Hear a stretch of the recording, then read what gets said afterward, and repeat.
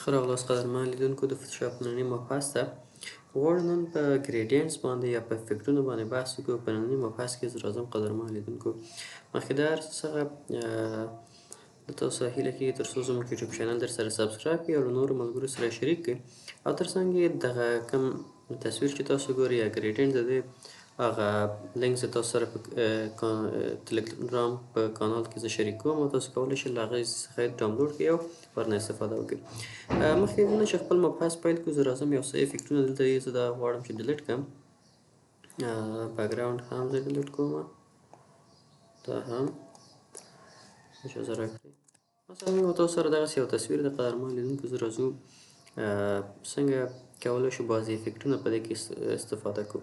لومړی راځم ټکس انتخابوم یا ټي وي باندې کلیک کوم یا له دې څخه انتخابوم. کله چې مې انتخاب کړو راځم دغلته د مووس په واسطه لږ څه دا دې خواته راوړم او تاسو کولی شئ بیلټ ټي باندې او د دې سایز دغسې کوچنی کړئ یا پرې کلیک وکړئ. دغلته که چیرې تاسو قرار ونیسئ تاسو وګورئ سیټ فونټ سایز باندې تاسو داسې هم کوچنی کولی شئ د دې سکرولر په واسطه، او دغسې هم تاسو کولی شئ چې مختلف سایزونه ورته انتخاب کړئ. که چیرې دلته قرار ونیسئ دې خواته یې تاو کړئ تاسو کولی شئ چې دغه سایز یې بدل کړئ. نو دلته لپاره زه راځم د کنټرول پی په واسطه انتخابوم او بک سپیس وهم. زه راځم دلته د آل سټار په نوم یو متن لیکم، مثلا آل سټار، ما دغسې یو متن په دغه کې ولیکئ. قدرمن لیدونکو تاسو کولی شئ د مختلفو شیپونو څخه استفاده وکړئ. ما تاسو ته په تېر لیکچر کې د فونټ هغه ډولونه تاسو ته در وښوده او تاسو ته مې وویل د کنټرول ای په واسطه زه دا انتخابوم. مختلف فونټونه دي یا سمپل انتخابوم. زه د اریز بولډ څخه استفاده کوم پکې او کولی شو همدغه یو شکل لري. د موف په واسطه زه دې خواته موف کوم، دغلته د خپل دغه قرار ورکوم او یو انټر وهم. کله چې زه انټر ورکړم تاسو وګورئ مجرد د انټر کولو سره د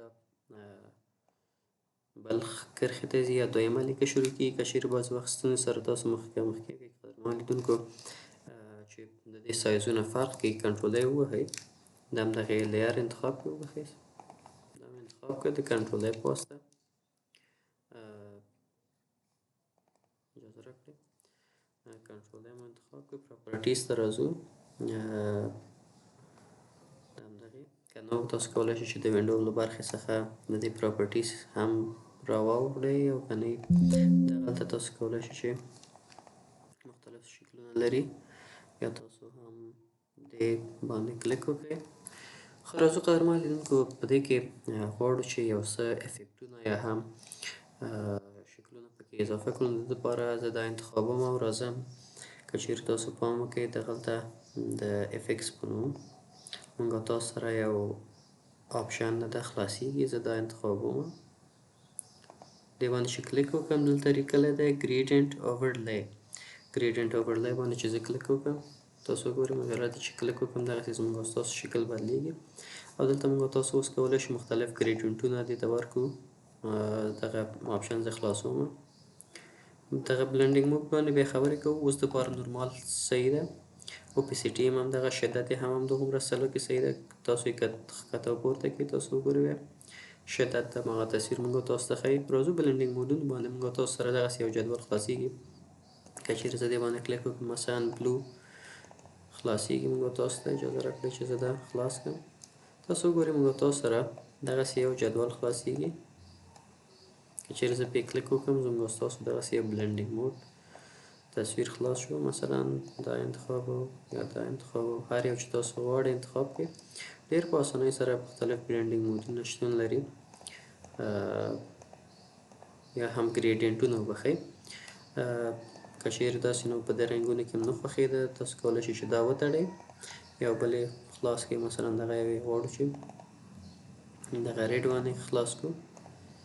دلته هم موږ تاسو سره مختلف ګریډینټونه شته دي چې ورنه استفاده کولی شو. که دا مو نه خوښېده بېرته راشئ دغه بند کړئ.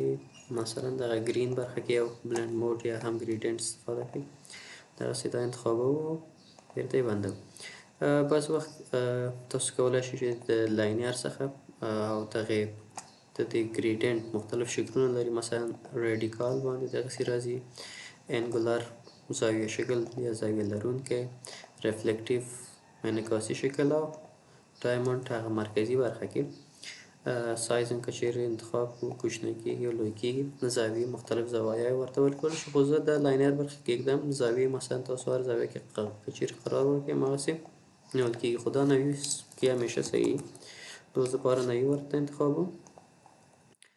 موږ او تاسو کولی شو چې دغسې که چیرې داسې هم نه غوښته تاسو دې په باندې کلیک وکړئ، په همدغې برخه باندې ډبل کلیک وکړئ. موږ او تاسو ته دغلته کولی شو چې د دې بهرنۍ او لاندنۍ برخه هم کنټرول کړو. مثلا که چیرې زه دې باندې کلیک وکړم دغسې یو بل پنجره ماته خلاصیږي په دغې مربعي شکل باندې وړوکی. اوس دلته هر ګریډینټ قدرمن لیدونکو چې تاسو غواړئ هر ګریډینټ چې ورته انتخاب کړئ، مثلا بهرني ته لاندني ته یا ښکتني ته، مثلا زه راځم دغسې یو تصویر ورته انتخابوم یا دغسې یو حالت، دا یې لاندنی ده، دا اوکې کوم. تاسو ګورئ لاندني داسې شکل ونیو، راځم دغه بهرني ته دا مثلا دغسې دغه شکل ورته قرار ورکوم، اوکې کوم. دغسې موږ او تاسو ته حالت نیسي او موږ او تاسو کولی شو ورنه استفاده وکړو. بعضې وخت قدرمنو لیدونکو که چیرې زه دا اوکې کړم او تاسو ته یو بل ګریډینټ تاسو ته اړتیا ده او د انټرنټ څخه تاسو غواړئ چې ډاونلوډ یې کړئ، تاسو هم کولی شئ. زه یو سایټ ته به لاړ شم، اجازه راکړئ ګوګل په برخه کې که انټرنټ ته لاسرسی لرئ، تاسو یو بل ګریډینټ غواړئ چې ولرئ، مثلا زه ګریډینټ باندې کلیک کوم، مختلف ګریډینټونه دي سایټونو نه تاسو کولی شئ چې ګریډینټ باندې کلیک وکړئ. اجازه راکړئ ماته تر څو دغه خلاص شي. مثلا تاسو سره ګریډینټونه شته دي، د هغې یو که چیرې زه خلاص کړم، دغه ګریډینټونه شمېرې لري یا هم ځان ته یو بارکوډ لري. که چیرې دغه بارکوډونه تاسو کاپي کړئ او راشئ پیسټ کړئ هلته، تاسو ته په ډېره اسانۍ سره دغه انټرنټ لږ څه ضعیف ده هماغه ګریډینټ اخلي او هماغې نه تاسو کولی شئ چې استفاده وکړئ. بیا هم ورته په تم کېږو که چیرې دغه خلاص شي.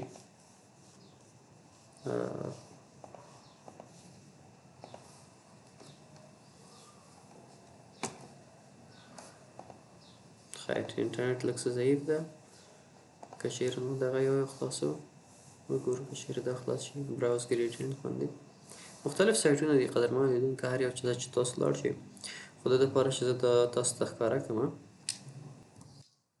دغسې قدرمنو لیدونکو دغه سایټ مو خلاص کړه د ګریډینټس په نوم ده. مثلا تاسو دې نه یو رنګ خوښوئ، هر هغه رنګ چې تاسو خوښیږي، تاسو کولی شئ چې دلته د دغې علامې څخه په استفادې پیک کالر لیکل شوی ده، دا انتخاب کړئ.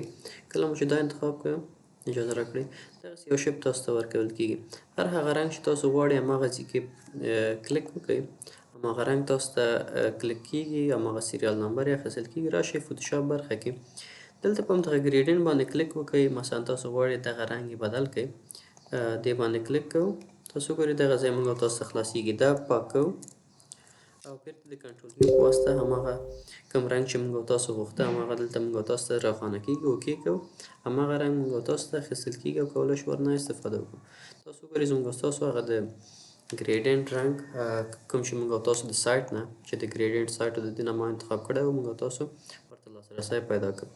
د تر څنګ قدرمنو لیدونکو مثلا ما دغه افیکټ دې ته ایجاد کړی یا دغه ګریډینټ ما دې ته ورکړ. بعضې وخت اړتیا کېږي چې تاسو دغه خپل تصویر ته دغسې یو ګریډینټ ورکړئ، نو دغه دپاره راځو د هغې لییر انتخابوم، مثلا دا شوز ده، همدغه لییر ده، زه دا انتخابوم او راځم بیرته افیکټس باندې د ګریډینټ باندې کلیک کوم. کله چې ګریډینټ باندې کلیک وکړم قدرمنو لیدونکو تاسو وګورئ زموږ او ستاسو تصویر بدلېږي. نو دلته موږ او تاسو باید د بلینډ موډونو څخه استفاده وکړو چې هغه عبارت ده له دغه برخې څخه چې بلینډینګ موډ ده. که چیرې زه بلینډینګ موډونه بدل کړم چې وګورئ مثلا ډارکنډ، زموږ او ستاسو هغه تصویر بیرته روښانه کېږي، یا ملټیپلای، مختلف بلینډینګ موډونه شته دي پکې یا حالتونه لري، هماغه ځان ته غوره کوي او نه استفاده کولی شو. لایټین ده یا هم سکرین ده، لاینر ده، کالر ده، که چیرې نورمال باندې کېږدو بیخي زموږ او ستاسو تصویر، خو زما په نظر دغه ډارکن به ښه وي. اوکې کوم، پکې زموږ او ستاسو تصویر دغسې حالت ځان ته غوره کړه. نو کولی شو موږ او تاسو دغسې د افیکټونو څخه استفاده وکړو. که چیرې تاسو غواړئ یو افیکټ ورکړی مو ده هغه بند کړئ یا هم قطع کړئ، تاسو وګورئ دغه افیکټ چې ما دغه تصویر ته ورکړی و دا مې بند کړ. دغه ګریډینټ ته وګورئ. که چیرې ټکسټ ته راشو دغه ټکسټ ته ما افیکټ ورکړی دغسې زموږ ستاسو افیکټ او ګریډینټ یې حذف کېږي. او که چیرې تاسو غواړئ یو افیکټ ډیلیټ کړئ تاسو همدغه افیکټ راواخلئ ډراګ یې کړئ او دلته یې کږدئ دغسې ډیلیټ کېږي. نو قدرمنو لیدونکو تر څو زموږ او ستاسو د دغې ویډیو حجم زیات نه شي همدغلته په خپل درس پای ته ورسوو. په اخره کې بیا هم له تاسو څخه هیله کېږي چې زموږ یوټیوب چینل درسره سبسکرایب کړئ او له نورو ملګرو سره شریک کړئ. ښه وخت.